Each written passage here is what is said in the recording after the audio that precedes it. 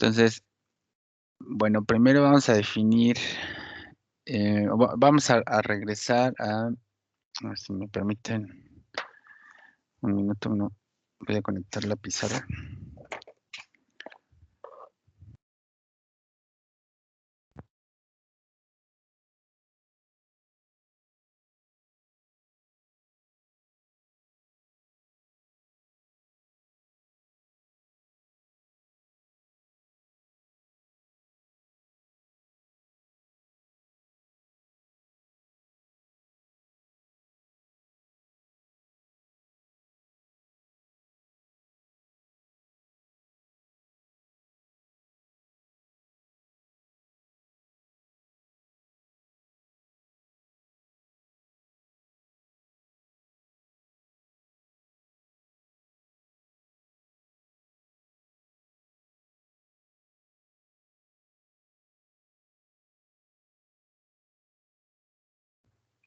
Bueno, ahora sí. Hay un tema que vieron ustedes en resistencia de materiales que se llamaba gráfica de esfuerzo de formación.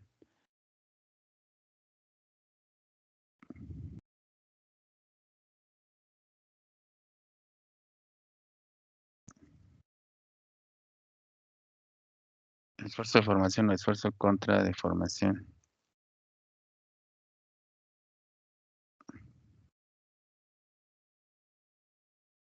Este método, esta gráfica, lo que nos definía era básicamente cuál era la resistencia de un material determinado. Entonces, en esta gráfica, ustedes si recuerdan, teníamos precisamente graficado en el eje de las ordenadas, teníamos graficada el esfuerzo y en el eje de las abscisas teníamos graficada la deformación. Entonces era gráfica de esfuerzo contra deformación, pero esta deformación es una deformación unitaria. Ujú. Entonces, si recuerdan, bueno, esta gráfica era algo más o menos así. Por ejemplo, para materiales duros o muy resistentes como el acero, se genera una recta y después de esa recta llegamos a un límite y sucedía algo más o menos así, ¿no?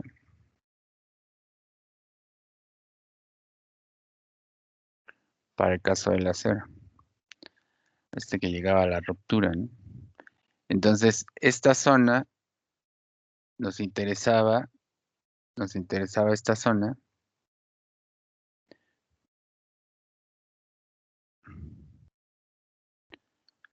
porque es lo que nosotros conocemos como el límite de proporcionalidad. Es decir, para cada deformación unitaria correspondía un esfuerzo, ¿no? Ese esfuerzo, o sea, la relación entre el esfuerzo contra la deformación, la relación del esfuerzo contra la deformación era lineal, ¿no? Y a partir de ahí nosotros definíamos lo que era el módulo de elasticidad, ¿no? Entonces, recuerden ustedes que en la geometría analítica, la pendiente de una recta, pues es el incremento vertical entre el incremento horizontal, ¿no? Entonces, en este caso de esta gráfica, el incremento horizontal se debe a los esfuerzos y el incremento horizontal se debe a la deformación unitaria. Entonces, la pendiente, que sería igual a sigma entre epsilon, perdón, pues es lo que nosotros entendemos o conocemos como el módulo de elasticidad. Ajá. Entonces, esto era un tema que yo insistía mucho cuando me tocaba esa materia que debían ustedes de entender perfectamente como su nombre o como su nacionalidad, ¿no? Porque es lo que define propiamente qué tan resistente es un material. O sea, yo puedo comparar la resistencia de la madera con la resistencia del acero siempre y cuando las ponga en los mismos parámetros, ¿no? Porque a lo mejor un pedazo de madera muy, muy resistente y muy pequeñito me va a resistir en compresión más que un alfiler que es de acero, ¿no? Entonces, pero eso no quiere decir que la madera sea más resistente que el acero, sino que todo lo debemos de poner en los mismos parámetros. En este caso, esta gráfica sirve precisamente para poner las cosas en los mismos parámetros. Es decir, vamos a analizar cada término, el esfuerzo. Bueno, para empezar, la épsilon es la deformación unitaria, es decir, la deformación que yo tengo de, bueno, vamos un poco más para atrás. Recuerden que esta gráfica se obtiene em, de una prueba que se hace en unas probetas circulares, ¿no? Que no son otra cosa que, por ejemplo, en el caso del acero, las varillas de acero, las de 3/8 o las de medio, lo que sea, se meten en una máquina universal.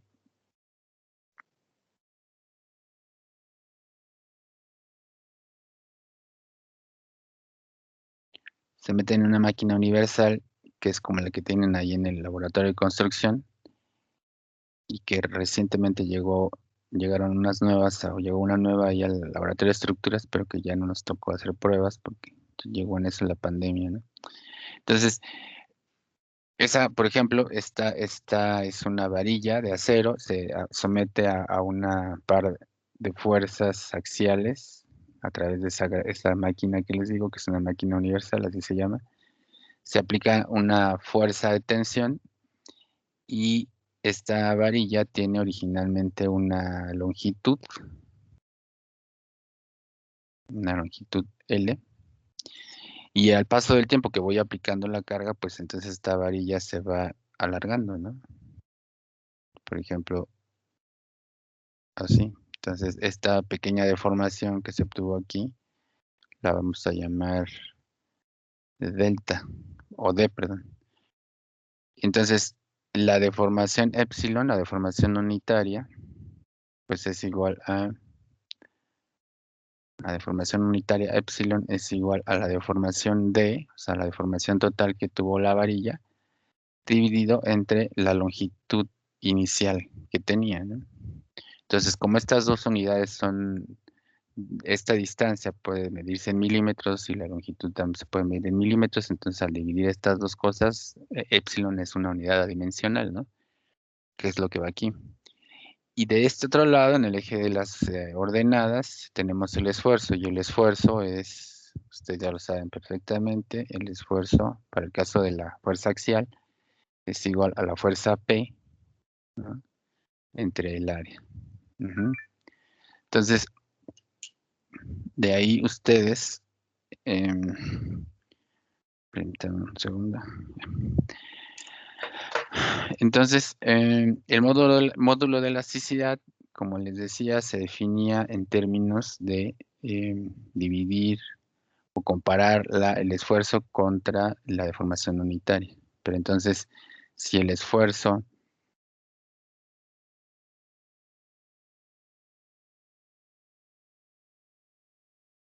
la épsilon es delta sobre E, pero, perdón, sigma sobre E, ¿no? Sigma sobre E, pero si esa sigma es el esfuerzo, que es P sobre A, ¿no? Entre el área. Y eso se divide entre epsilon, ¿no? Epsilon es, como decía yo, la deformación delta o D entre L. Entonces aquí, resumiendo esto, pues esto es otra cosa, no es otra cosa que, perdón, aquí me equivoqué, no es epsilon, Es la es E, profe. E mayúscula, el módulo de elasticidad.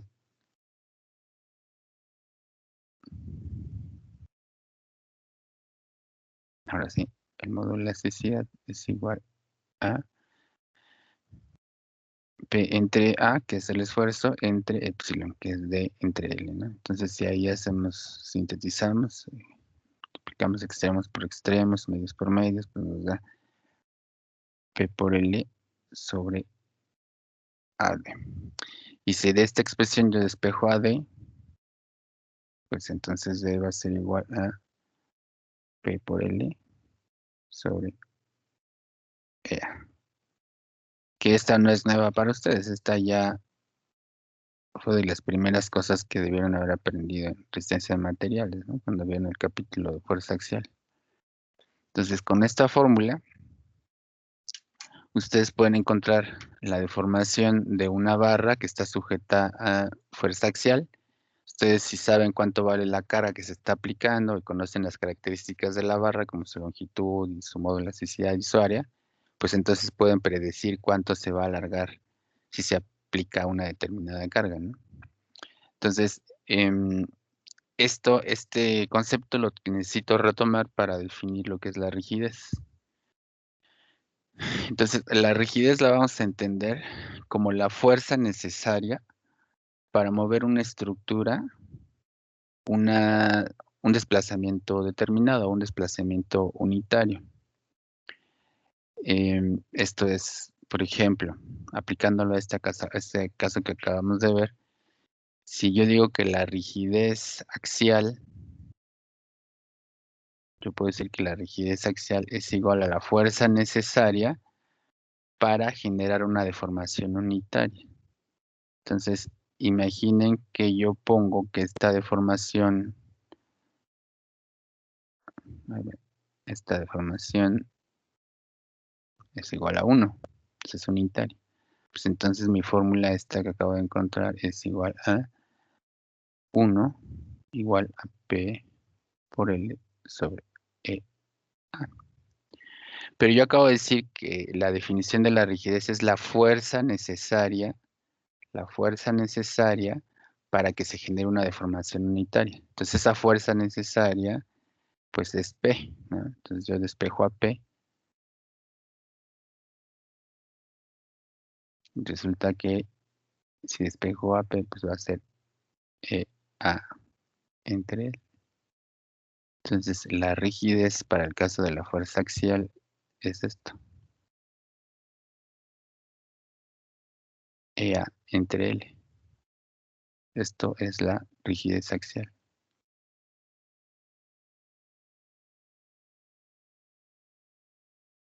Es la fuerza necesaria para que yo genere una deformación unitaria, ¿no?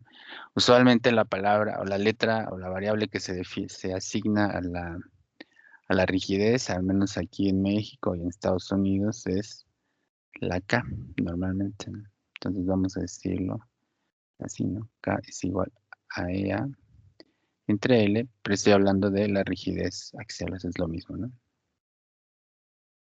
Vamos a poner una K, vamos a dejarlo así.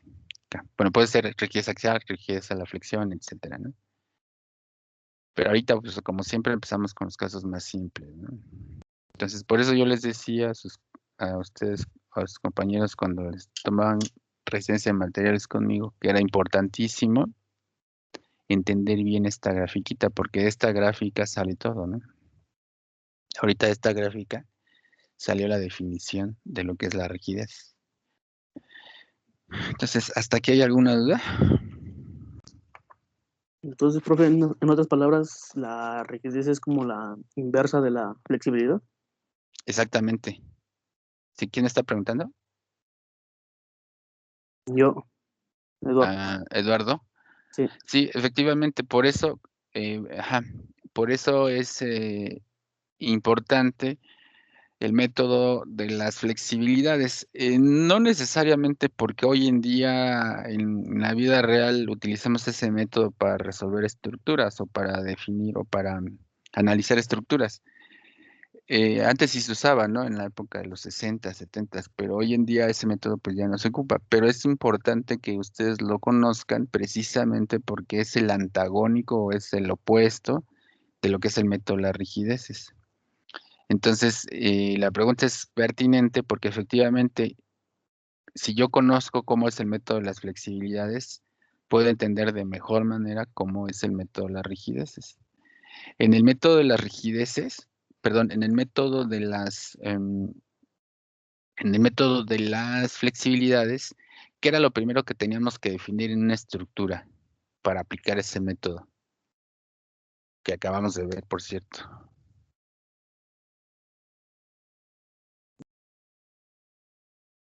El grado de hiperelasticidad. Así es, el grado de hiperestaticidad, ¿no? Primero que otra cosa teníamos que ver que la estructura fuera hiperestática. Si era isostática, pues ya no, o sea, no, lo podíamos resolver de otra manera, ¿no? Entonces teníamos primero que la estructura tenía que ser hiperestática. Y una vez que veíamos que era hiperestática, bueno, teníamos que definir cuál era el grado de hiperestaticidad. En función de ese grado de hiperestaticidad iba a ser nuestro problema. O sea, si nuestra estructura era muy hiperestática, o sea, tenía un grado de hiperestaticidad 3, por ejemplo, entonces mi sistema tenía que aplicar un sistema de compatibilidades que era de 3 por 3, ¿no? Si mi grado de libertad, perdón, mis grados de hiperestaticidad era de 2, entonces aplicaba un sistema de 2 por 2, ¿no?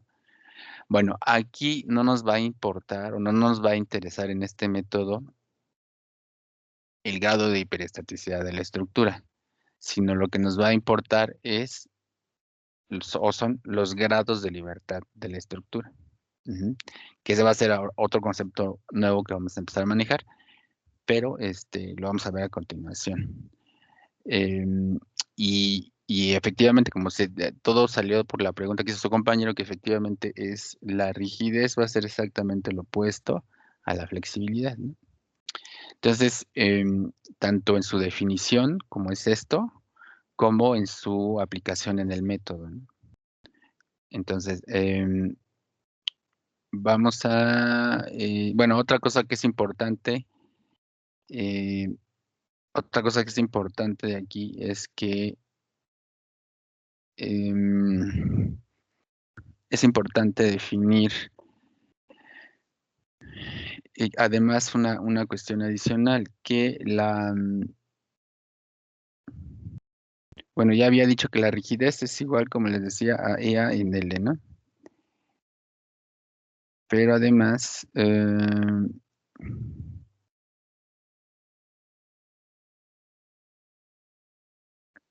además, a ver, permítame un segundo.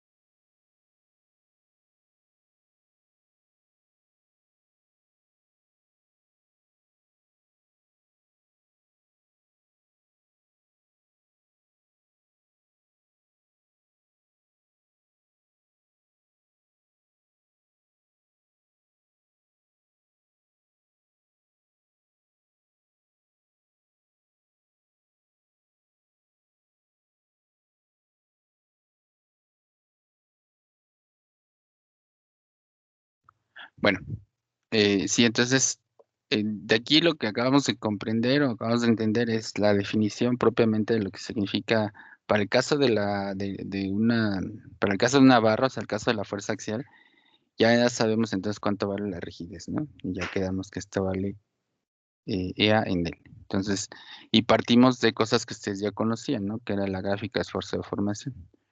Bueno, pero además me interesa comentar algo que también es importante y también en este caso es nuevo para ustedes.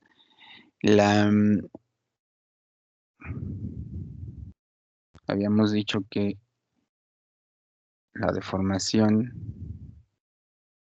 es igual a P por L sobre EA. Pero vamos a manejarlo en los nuevos términos, que la deformación es igual a, bueno, vamos a dejarlo así, por L sobre EA. Entonces, si yo despejo de aquí ahora a la P, pues me queda que la fuerza es igual a la deformación por EA entre L, ¿no?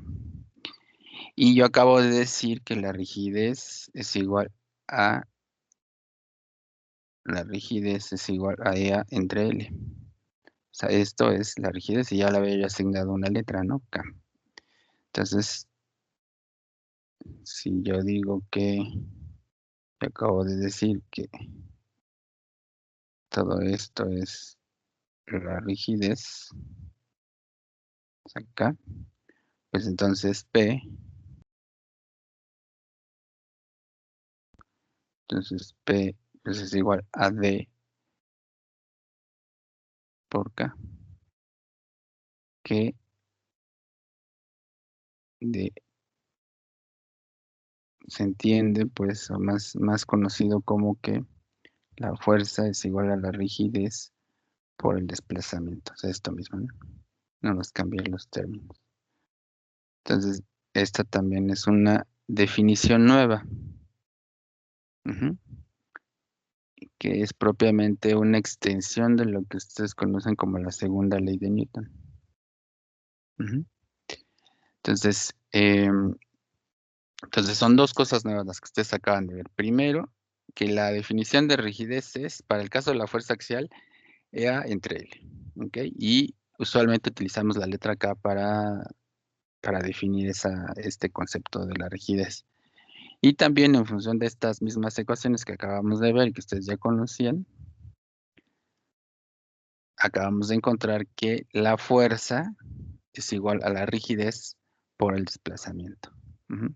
Entonces estas dos cosas son nuevas para ustedes, pero son muy importantes. La definición de rigidez y esta que es la fuerza, que la fuerza es igual a la rigidez por el desplazamiento. Es importante, ¿por qué? Porque ustedes van a ver, lo vamos a ocupar, estos dos términos los vamos a ocupar mucho en el curso, pero además, ustedes recuerdan cuando hacen sus ecuaciones, cuando hacían su suma de fuerzas en estática, decían la suma de las fuerzas, la suma de las fuerzas es igual a cero, ¿no? Siempre hacían eso, ¿no? Suma de momentos, suma de fuerzas es igual a cero. ¿Pero por qué era igual a cero? ¿Por qué tiene que ser igual a cero? Bueno, pues eso viene lo que les decía de la segunda ley de Newton. Y la segunda ley de Newton nos dice que la suma de Por fuerzas el es igual. equilibrio, ¿no? Sí, ¿por qué está en equilibrio? Porque esta aceleración es cero, ¿no? Entonces eso es igual a cero. La suma de fuerzas es igual a cero. Pero entonces eso es un término de la segunda ley de Newton, ¿no? Que dice que la fuerza por la aceleración es igual a cero. Recuerden ustedes de sus clases de física que la aceleración también se puede definir o denotar como una variable de distancia que se deriva dos veces, ¿no? O sea, la velocidad es igual a la distancia sobre el tiempo y eso es igual a una X, o sea, derivar una vez con respecto al tiempo con un puntito arriba de la X, ¿no? Y la aceleración, pues es igual a la distancia sobre el tiempo al cuadrado, que es lo mismo que esa X con dos puntitos, ¿ok? Que es esto que acabo de poner. Ujú. Bueno, ese es el término que ustedes conocen, usualmente la segunda ley de Newton, pero lo que les quiero decir ahora es esto, que hay un nuevo término que acabamos de ver, que es la rigidez por la distancia, entendiendo a la distancia como X, ¿no? Y aquí hay otro, esto es solo la cultura general, es parte nada más para generar el marco de referencia, ¿no? Aquí hay un término que falta que es que nos dice que la fuerza también es igual a el amortiguamiento por la velocidad. Entonces la suma de esos tres términos me da cero. Entonces en ingeniería nosotros siempre vamos a estar utilizando esta fórmula, pero apenas ahorita ustedes están usando este término, o sea, este. En su clase de rigideces aquí, todo el curso no vamos a llegar más allá que esto, ¿no? Utilizar esta extensión de lo que es, como les decía, la segunda ley de Newton. Primero, las fuerzas se deben a una rigidez por una distancia, un amortiguamiento por una velocidad y una fuerza por una aceleración.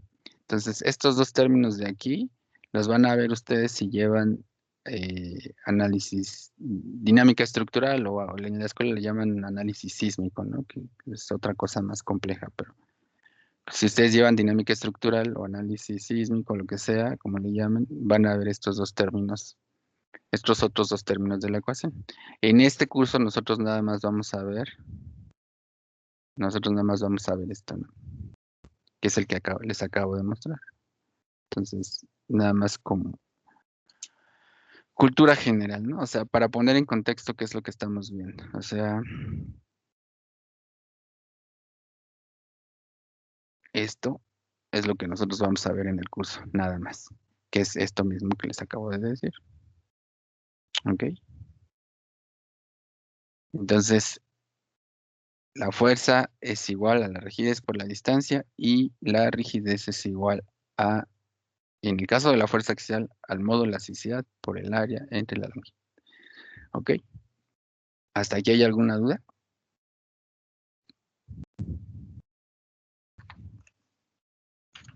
¿No? No, Inge. Bueno, y recuerden también que yo les comentaba al principio del curso que estos términos E, A, en L siempre están juntitos y que los íbamos a ver siempre, ¿no? Lo mismo pasa con la fuerza, por ejemplo, el cortante, ¿no? G, utilizamos GA y una D o una distancia también, ¿no? En el caso de la flexión utilizábamos EI en L, ¿no? Entonces, ya empiezan a tomar sentido porque siempre estaban juntitos estas variables, ¿no? Entonces, ahora, si no hay ninguna duda, vamos a continuar con un pequeño ejemplo para ver cómo empezamos a aplicar este método. ¿Ninguna duda hasta aquí? Por el momento no, profe. No, profe. Bueno, entonces, otra de las ventajas del método de la rigidez es, como les digo, de aquí en adelante, si ustedes se dedican a estructuras, van a utilizar esta ecuación completita, pero además, hasta ahorita no hemos metido ni una sola integral, ¿no? Ni una diferencial, ni nada, ¿no? Entonces van a ver que en este método nosotros ya no vamos a utilizar cálculo. Vamos a utilizar solamente sumas y restas, ¿no? Álgebra lineal, si acaso. Entonces, vamos entonces otra vez, como siempre, utilizando el ejemplo más simple. Vamos a usar un ejemplo con un grado de libertad nada más. Entonces, si me permiten un segundo, ahorita vuelvo.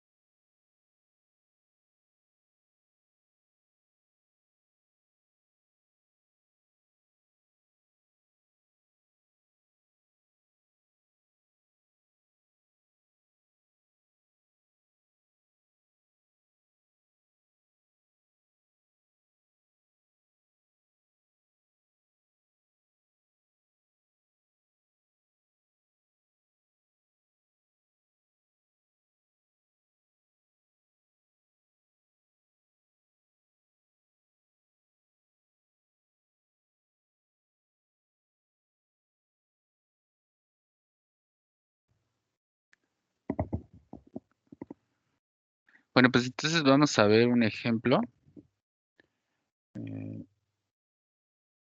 un ejemplo muy sencillo de cómo podemos empezar a aplicar ese método. Bueno, pues imaginemos que tenemos una columna que está empotrada de la parte de arriba y la parte de abajo. Imaginemos que es esto.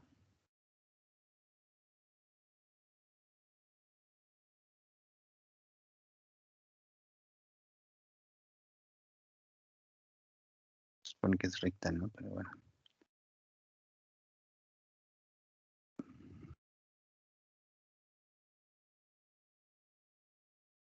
Déjenme. Voy a usar.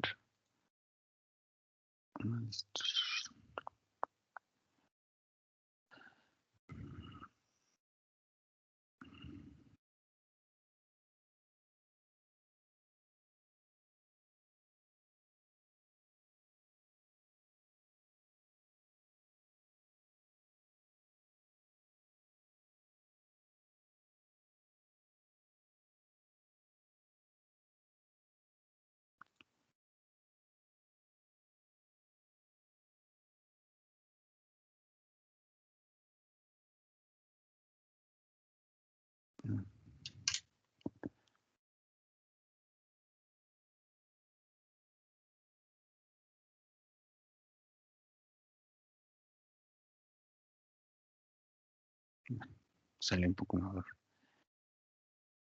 Entonces esa es mi columna, es que le quiero dar volumen, ¿no? Y arriba está empotrada y abajo también está empotrada, ¿no? Y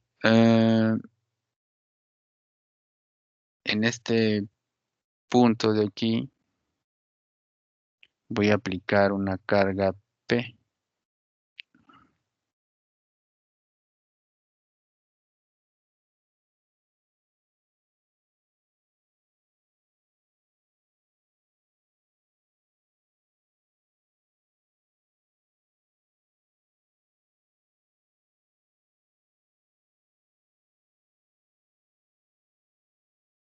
Esa es mi carga P. Y voy a numerar los puntos o los nodos. Este es un nodo, voy a decir que este es mi nodo 1, este es mi nodo 2 y este es mi nodo 3. Y voy a decir también que la distancia de aquí a acá es B.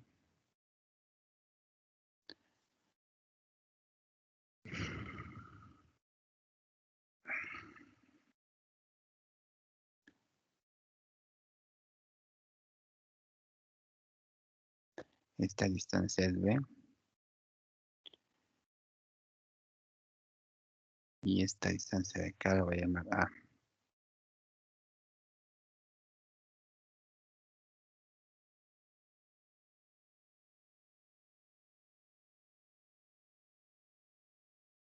Y bueno, la columna pues tiene una longitud L, ¿no? Que es de aquí hasta acá. O sea, la suma de A más B, ¿no? L, ¿no? O sea, L pues es igual a más B. Y bueno, entonces como yo estoy aplicando una carga P, voy a tener reacciones, ¿no? En la parte de abajo va a tener una reacción. Las reacciones a veces se marcan con una rayita diagonal, ¿no? Entonces esta va a ser la reacción 1 y esta de acá va a ser mi reacción 2, ¿no? Ahora voy a poner hacia arriba, por facilidad.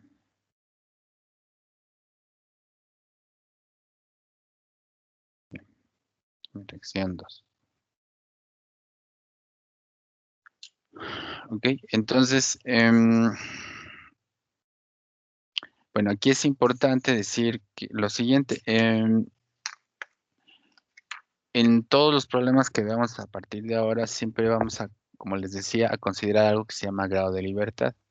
Entonces, el grado de libertad, en este caso, en este problema, lo vamos a considerar, o bueno, todos los grados de libertad en general en las estructuras, las consideramos que están relacionados con un nodo, ¿no? Vamos a ver más adelante que las estructuras, para poderlas analizar, las tenemos que discretizar.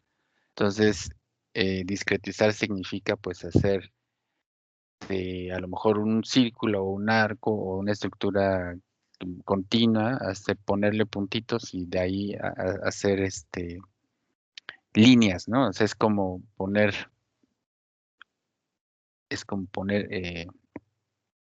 puntitos y palitos, es decir, por ejemplo, un edificio, ¿no? No hay ningún problema porque un edificio, por ejemplo, de 2 niveles, pues ya está discretizado, ¿no? Por decir algo, es este. Entonces tiene estos dos niveles y todos sus elementos son rectilíneos, ¿no? Entonces, discretizar significa que, bueno, ya lo partimos, ¿no? Tenemos aquí estos nodos y entonces aquí tenemos una viga, una columna, otra columna y dos vigas y cuatro columnas, ¿no? Entonces el problema, como les decía, es discreto. Entonces aquí igual, y cada uno de sus nodos lo vamos a entender como que se puede mover. Entonces cada movimiento del nodo lo consideramos como grados de libertad. Pero lo único que vamos a considerar que se va a mover en esta estructura son sus nodos. No se van a mover ninguna otra cosa más que sus nodos. Se mueven los nodos y al final, una vez que se mueven los nodos, volvemos a conectar las líneas que las unían, ¿no? Por ejemplo, si aquí aplicamos una carga lateral, pues este nodo seguro se va a mover para acá, este nodo se va a mover para acá, y este nodo para acá, y este para acá. Pues volvemos a unir todos los nodos y ahora la deformación de la estructura es esta, ¿no? La que está en línea punteada. Pero no quiere decir que se haya movido, o bueno, los elementos que dirigen la deformación de la estructura son los nodos, no las vigas ni las columnas, sino los nodos, ¿no? En fin, vamos a profundizar más en esto más adelante, pero lo que quiero decir nada más es esto, que lo que va a definir el movimiento de una estructura van a ser sus nodos. Entonces aquí, en el ejemplo que estamos viendo ahorita, voy a utilizar este nodo de en medio, el nodo que está en el punto 1, como el que me va a definir el movimiento de mi estructura. Es decir, lo único que se va a mover en esta estructura es este puntito que está en el nodo 1. Entonces, dicho lo anterior, primero puedo establecer, antes que otra cosa, un sistema de ecuaciones es una suma de fuerzas. O sea, a diferencia del sistema, y es importante decir, la diferencia del sistema de flexibilidades, lo que vamos a sumar aquí son fuerzas, no compatibilidades, o sea, no deformaciones. Bueno, primero entonces vamos a sumar la suma de fuerzas en Y me dice que la reacción 1 más la reacción 2 menos la fuerza P, pues es igual a 0, ¿no? Entonces de ahí ya obtengo que la fuerza P pues es igual a R1 más R2, ¿no? R sale muy fea.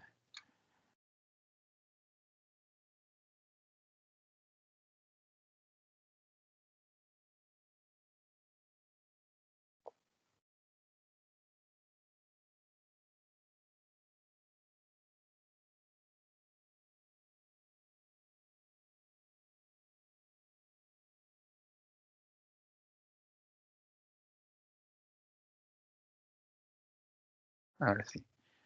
La fuerza P es igual a R1 más R2. Luego, entonces, si vemos la figura y recordamos lo que habíamos visto, la ecuación que habíamos visto al principio de la clase, que era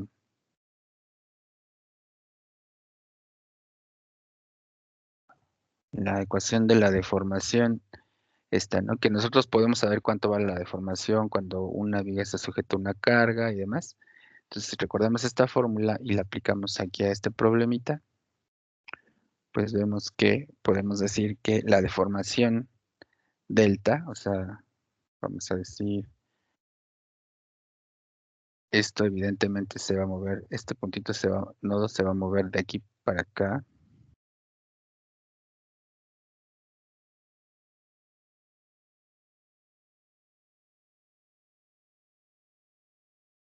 Una deformación, vamos a llamarla delta. Entonces ese nodo se va a mover de aquí para acá. Una deformación delta, ¿no? Delta o D o delta, ¿no? Cualquiera de las dos. Vamos a usar esta vez delta.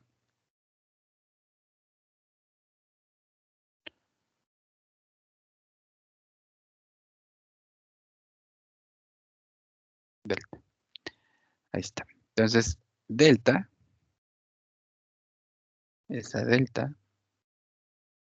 va a ser igual a, en el caso de la reacción 2, pues va a ser la reacción,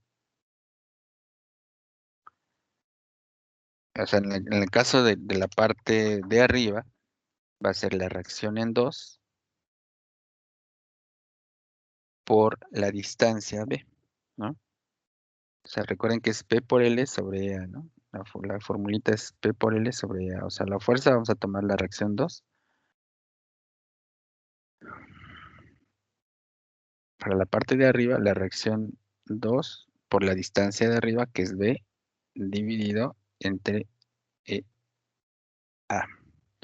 Luego, si lo ponemos en términos de la parte de abajo, pues esa misma delta va a ser igual a la reacción 1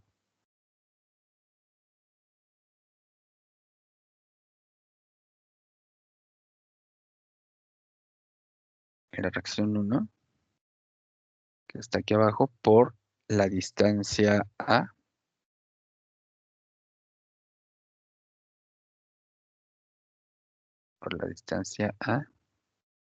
dividido entre EA.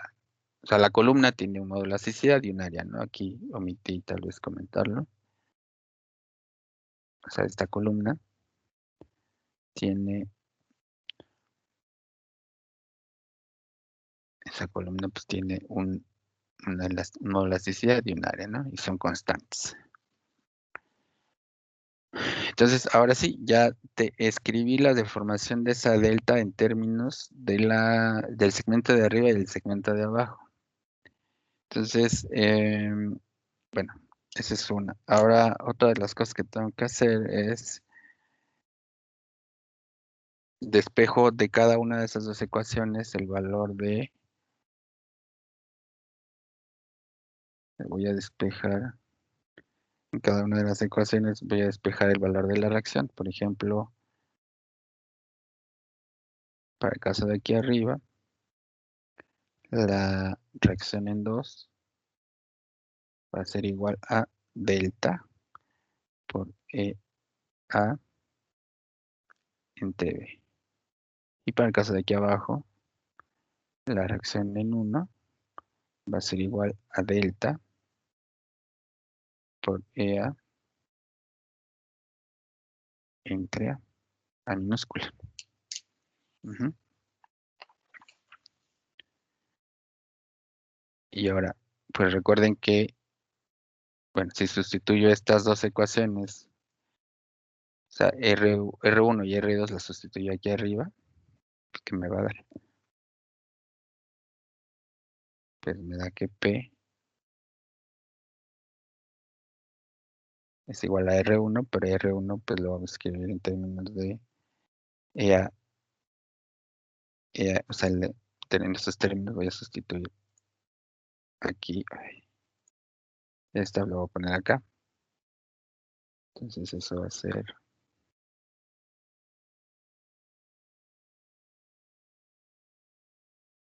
R1, que es esto, más R2, que es lo que está aquí arriba,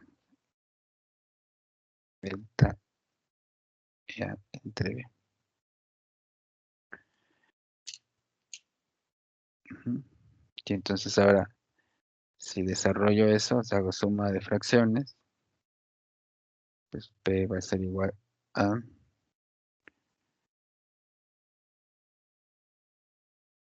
A por B y luego delta EA por B más delta EA por A minúscula. Ujú. Y de aquí yo puedo sacar términos comunes, ¿no? Delta EA para cada término y en uno está B y en el otro está A, ¿no? Todo eso dividido entre A por B. Entonces, B más A es la longitud, ¿no? Lo habíamos dicho, lo entendemos claramente, ¿no? Si recuerdan, B más A pues es la suma de estos, B más A es igual a la longitud. Entonces nada más lo cambio, ¿no? Aquí voy a poner delta EA por L dividido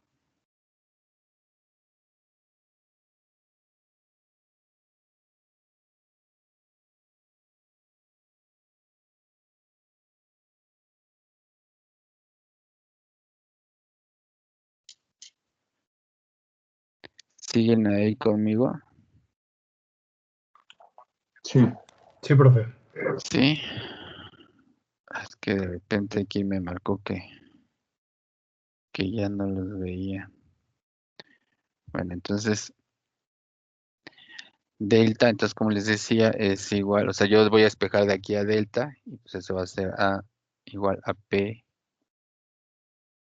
por A y por B dividido entre E a L. O sea, nada más estoy despejando de esta ecuación, que es igual a P, despejo a delta, ¿no?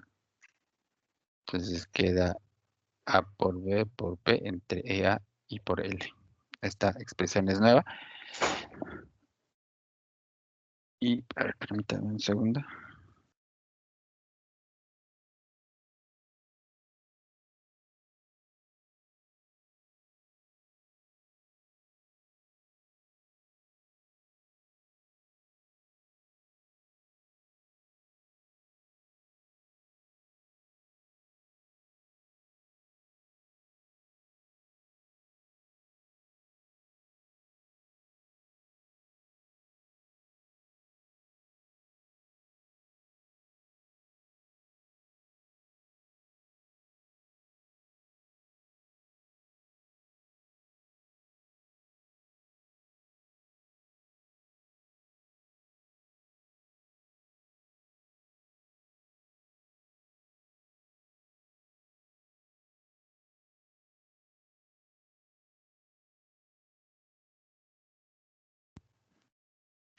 Bueno, entonces, como les decía, me quedé en que ya encontré cuánto vale delta y esa delta la voy a sustituir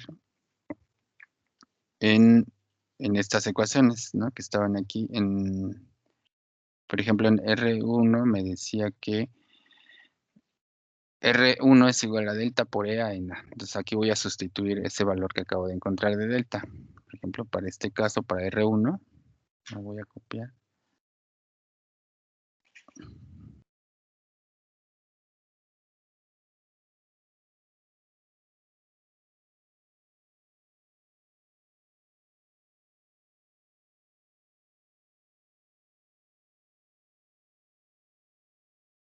Encontré esa, entonces lo voy a sustituir tanto en R1 como en R2, ¿no?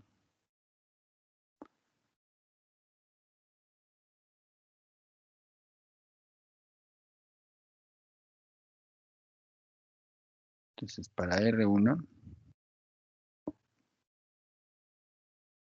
pues R1 me va a quedar en términos de delta, que es P a B entre EA por L, que multiplica a EA entre A. Y pues ahí si se dan cuenta, se eliminan estos. Se elimina este EA. ¿No?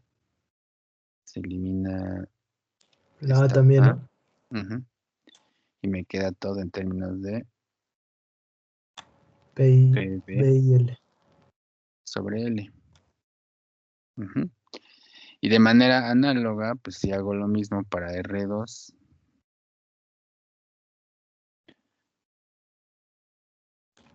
Queda lo mismo, pero con A, ¿no?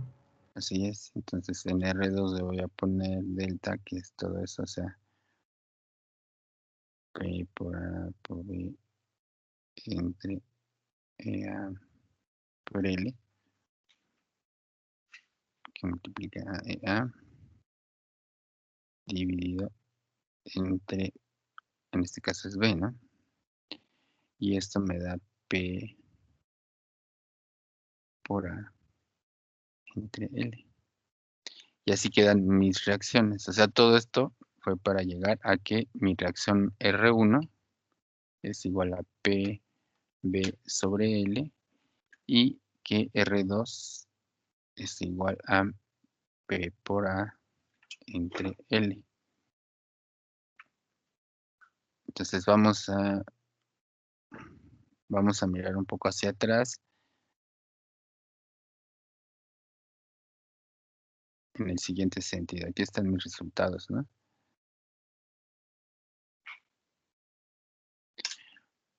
En otras palabras, quiero que se fijen en el problema, que era un problema hiperestático, ¿no? ¿Cuánto es el grado de hiperestaticidad de este problema? Así tan sencillo como se ve. 3. 3, ¿no? Esta estructura tiene un grado de hiperestaticidad de 3. Entonces, imagínense, yo lo que quería era encontrar los valores de las reacciones, ¿no? Si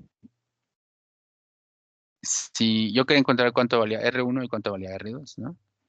En el camino encontré otras cosas que también son importantes, pero si yo hubiera querido, por ejemplo, resolverlo con el método de las flexibilidades, ¿de cuánto hubiera sido mi sistema?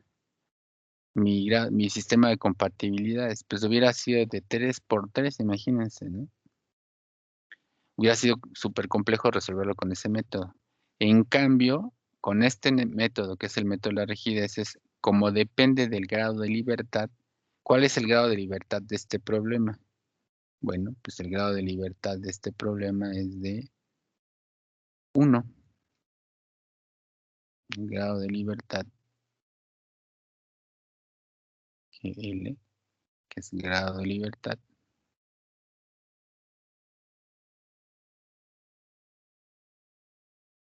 es igual a 1.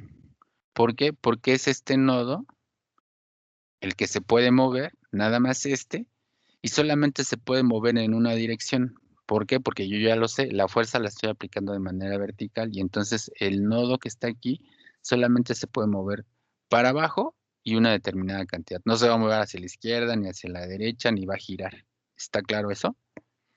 Entonces, de todo este problema, el grado de libertad de este problema es 1 y por lo tanto mi ecuación o mi sistema de ecuaciones, que en este caso son sistemas de fuerza, era 1, ¿no? Ni lo notamos porque son simplemente despejes, ¿no? Pero entonces, como es muy fácil resolverlo por el método de las rigideces, ¿por qué? Porque mi grado de libertad es 1, a diferencia del grado de hiperestaticidad o método de las flexibilidades, pues entonces me convenía resolverlo por el método de las rigideces y con eso yo establezco un sistema muy simple donde llego a resolver o a determinar cuánto valen las reacciones en cada uno de los lados. Como les digo, por ningún otro método que ustedes me digan, ni de las materias de resistencia a materiales y obviamente ninguno de las de isostáticas, pudieron haberlo resuelto porque el problema es hiperestático, ¿no? Entonces, este es el método de las rigideces. A diferencia del método de las flexibilidades, lo que primero tenemos que determinar en nuestra estructura no son los grados de hiperestaticidad, sino mis grados de libertad. En función de mis grados de libertad es como yo voy a establecer un sistema de ecuaciones de fuerza. Aquí está mi sistema de ecuaciones de fuerza. Entonces, por eso, este método se adapta y es más general que cualquier otro de los métodos. En función de eso, y como yo les decía, bueno, pues encontré cuánto valía mi reacción 1 y cuánto valía mi reacción 2. Como les digo, de ninguna otra manera yo hubiera podido determinar cuánto valían estas fuerzas si no hubiera sido, o sea, si se fijaron, fue un método súper simple, ¿no? Si lo hubiera hecho por el método de las flexibilidades, me hubiera tenido que romper la cabeza estableciendo un montón de ecuaciones, ¿no? Entonces, no sé si hasta aquí hay alguna duda. Es el principio y este es el caso más simple, ¿no? Si se fijan, otra de las ventajas es que para encontrar las reacciones de este método, de este problema, no utilizamos ni una sola integral. ¿Ya se dieron cuenta? Ni una diferencial, ni nada. Y otra de las ventajas, en el camino, aunque yo no se lo pedí, yo no se lo pedí al método, pero él me dio la deformación. ¿Se dan cuenta? El problema consistía en encontrar cuánto valían las reacciones. Sin embargo, además de encontrar las reacciones, yo supe cuánto valía la deformación en el punto determinado de la fuerza. ¿Sí estamos? ¿Hay alguna duda hasta aquí? No, profe. No, Inge. ¿Podrías repetir cómo se define el grado de libertad? Sí, ajá. El grado de libertad es de toda esta estructura, ¿cómo se puede mover? ¿De cuántas maneras se puede mover esa estructura considerando el nodo que está libre, digamos, el nodo que se puede mover? Para empezar, ¿cuántos nodos tenemos que se pueden mover? ¿No? Donde está aplicada la carga. Ajá. Y ahora, ¿hacia dónde se puede mover? ¿Se puede mover hacia abajo? Sí, ¿no? ¿Se puede Ajá. mover hacia la izquierda o hacia la derecha? No, porque no. No, porque no hay manera, ¿no? No hay fuerza. Y Ujú. tampoco puede girar. Entonces, la única manera en que se puede mover este nodo es hacia abajo. Por lo Ah. tanto, en una sola dirección, o sea, es un grado de libertad. Entonces, Ok. vamos, ¿sí? Buena pregunta, porque lo estamos empezando a ver. Vamos a continuar con esto. O sea, hasta aquí, ¿alguna otra duda?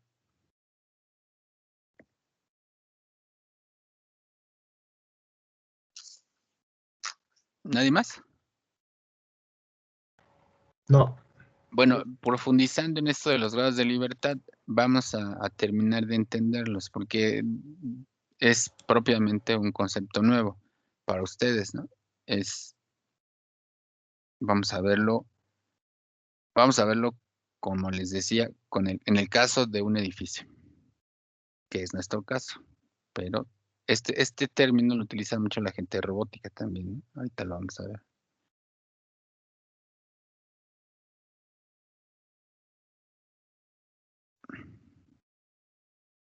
Vamos a suponer que tenemos este edificio que está empotrado en sus columnas de abajo, ¿no? Con una cimentación fija. Y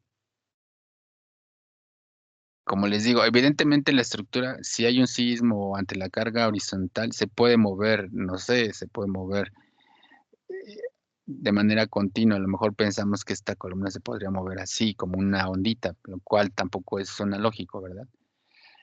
Sin embargo, no nos vamos a fijar en cómo se mueve cada uno de los elementos, sino más bien cómo se mueve cada uno de sus nodos, como les decía hace un momento.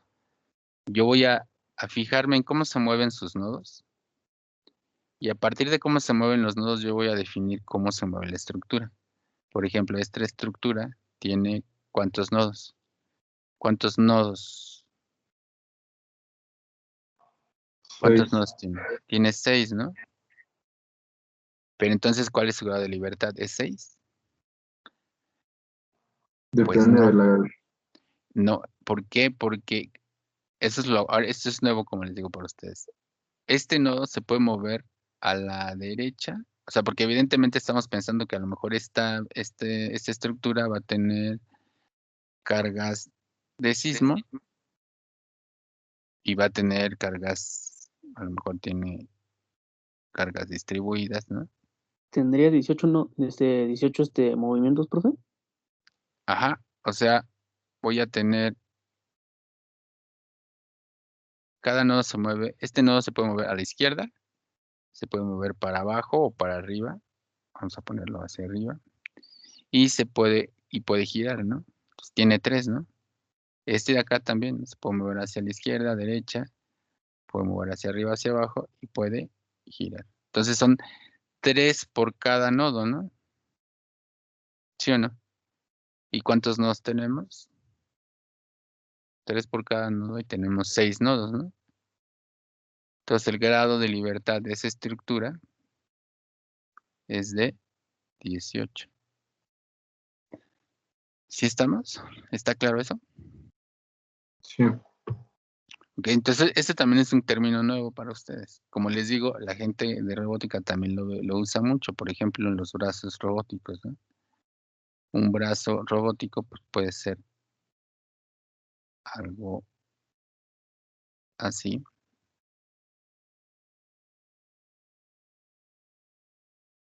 ¿No? Y entonces aquí tenemos como una rótula y aquí tenemos otra rótula y esto también se puede mover, ¿no? Entonces esta rótula se puede mover a lo mejor nada más en este sentido y esta también, ¿no? Y luego esta también puede moverse en este sentido y puede girar en su base. Entonces cada uno de esos es lo que define, la suma de todas esas cosas es lo que define el grado de libertad de ese brazo robótico, ¿no? Es como ustedes en su codo, por ejemplo, ¿no? Ustedes pueden mover su codo para arriba y para abajo y lo pueden rotar, ¿no? Sobre su propio eje. Entonces ahí ya tenemos 2 grados de libertad. Pero además su muñeca, por ejemplo, también la pueden mover para arriba, para abajo, para la izquierda y para la derecha. Y también la pueden rotar sobre su propio eje. Entonces ya cuántos llevamos ahí, ¿no? 3 más 2, 5, ¿no? Y además en el otro brazo tienen los mismos 5, entonces ya tienen 10.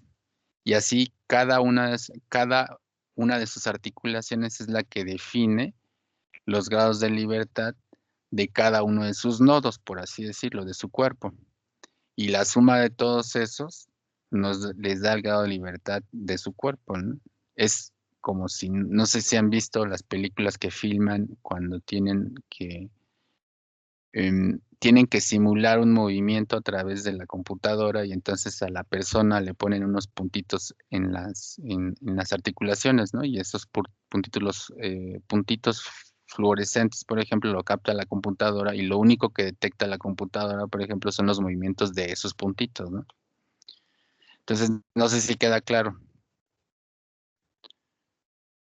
Sí, Sí, entonces este concepto de grados de libertad es nuevo para ustedes y lo vamos a ocupar mucho de aquí en adelante, ¿no? El primer problema que resolvimos para ejemplificar el método de las rigideces, pues fue que está súper rígido, por así decirlo, solamente tiene un grado de libertad. Entonces, como nada más tiene un grado de libertad, por eso lo escogí, porque era el ejemplo más sencillo, más simple con el que podemos aplicar el método. Ok, entonces establece un sistema de ecuaciones de fuerza y a partir de ahí se determinan en este caso las reacciones, pero una de las ventajas del método es que también en el camino nos da las deformaciones. Entonces esto fue un ejemplo muy sencillo. La próxima clase vamos a continuar con un ejemplo de una viga, por ejemplo, que va a tener 2 grados de libertad, ¿no? Entonces no sé si hay alguna otra duda hasta aquí.